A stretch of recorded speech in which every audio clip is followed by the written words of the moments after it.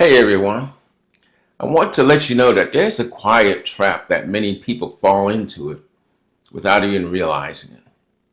It kind of sneaks up on you, and before you know it, you're falling into its arms. It happens at work, it happens sometimes among friends and colleagues, even couples, men, women, and yes, young people can fall victim to this also. As a matter of fact, young folks are trained to fall victim to this at a young age. And what is this trap? Tying your worth to your performance. In other words, if they perform well, they feel valuable. If they fall short, they feel invisible. For many, worth has become something to earn instead of something to possess. And that mindset creates a life of pressure. Because when your identity is tied to your performance, every mistake becomes personal. Every delay feels like a defeat. And every season of rest feels like weakness. You are no longer simply doing the work. You're trying to prove that you deserve to exist. And you know what? You can't love yourself like that. So today we're going to talk about people tying their worth to their performance. So grab yourself a cup of coffee or your favorite beverage, have a seat, and let's talk about it right here on A Different Choice. Oh, you gotta love yourself. Yeah, you gotta love yourself. Hey, you gotta love yourself. Just letting you know, you got to love yourself. Hello everyone, and welcome to A Different Choice. My name is James, and I'll be your host. Tying your worth to your performance is really problematic. I mean, you see it all the time in sports.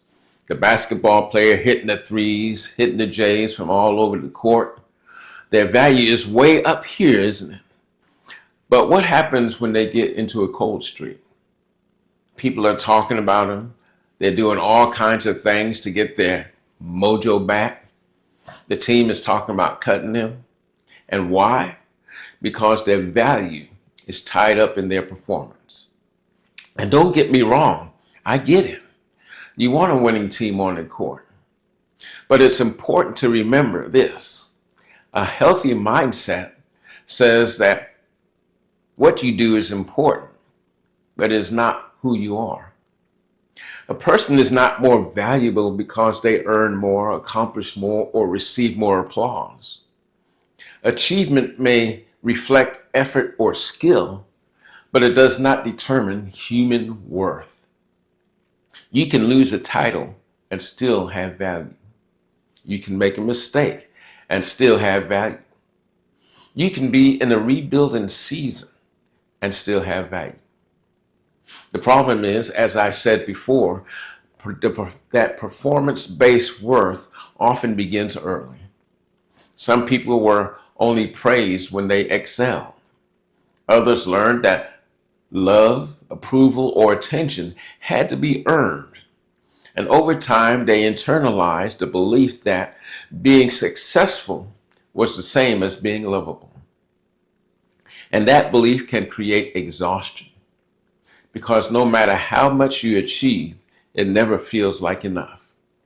The finish line keeps moving further and further away, and the standards keep getting higher and higher.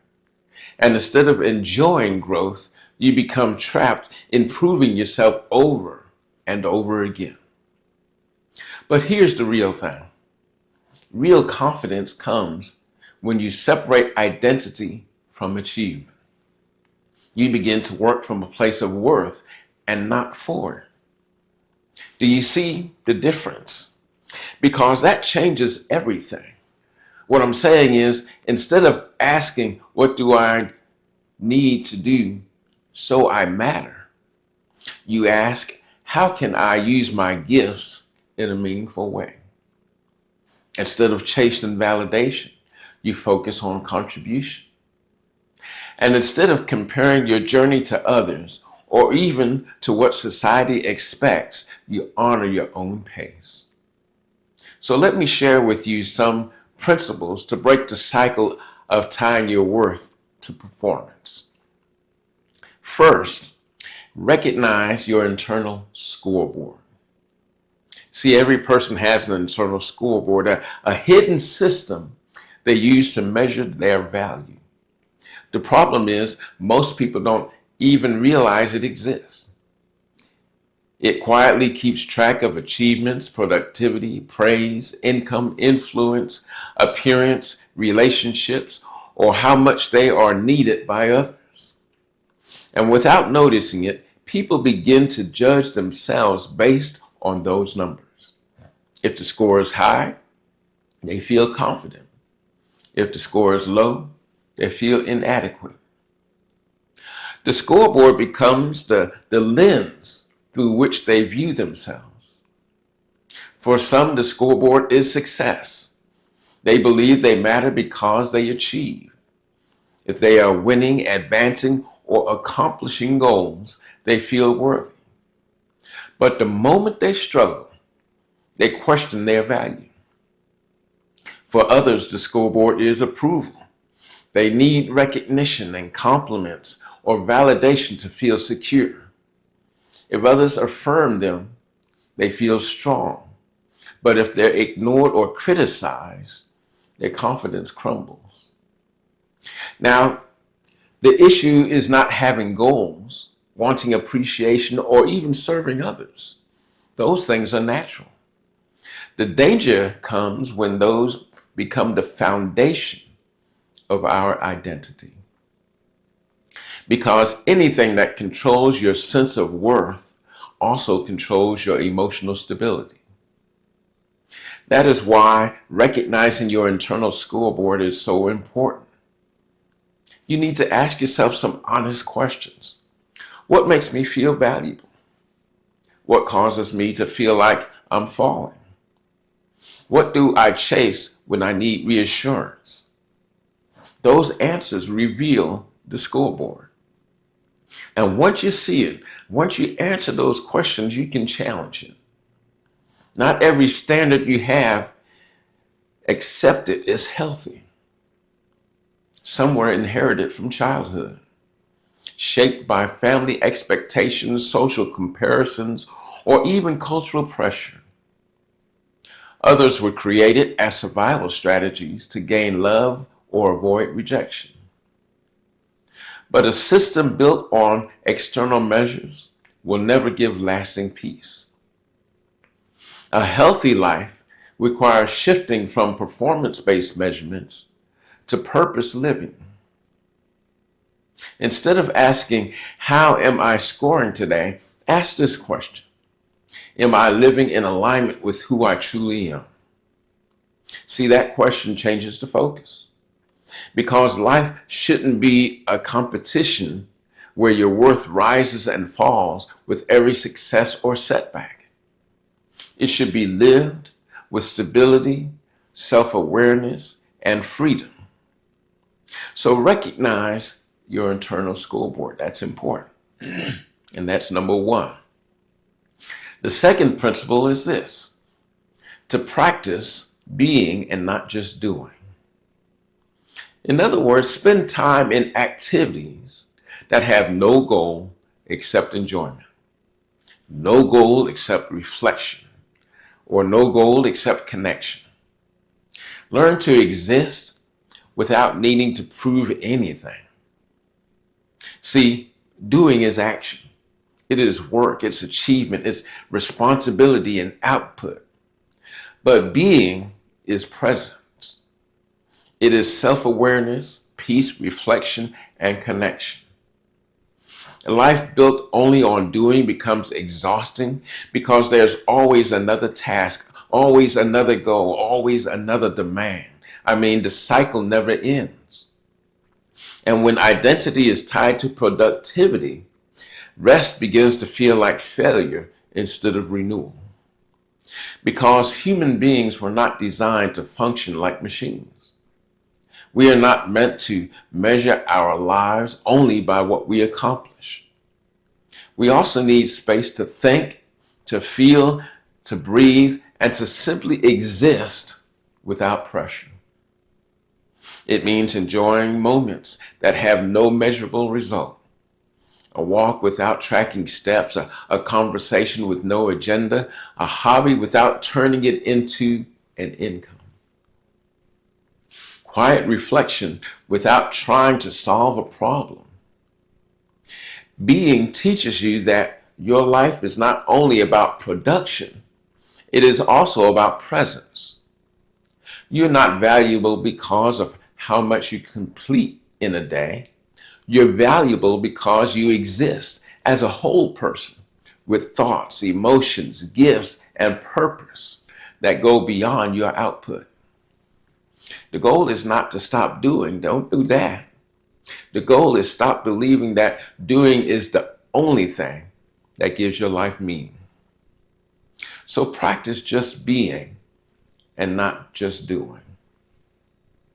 And the third and last principle is this. That's to redefine success. Success is not only external achievement. It can also mean peace, alignment, growth, integrity, and healthy relationships. One of the most important shifts a person can make is to learn to redefine what success truly means in their lives.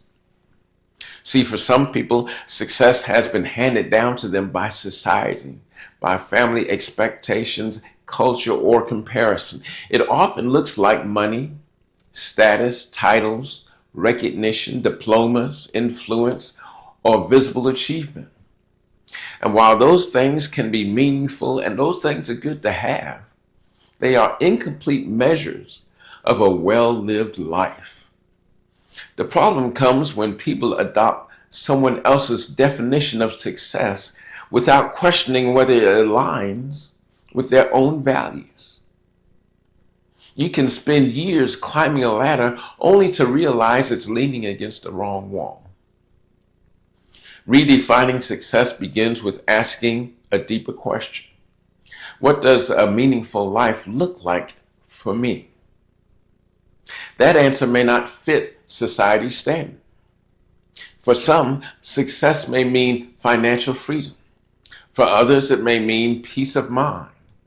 For someone else, it may mean strong relationships, emotional health, spiritual growth, or the ability to live with purpose.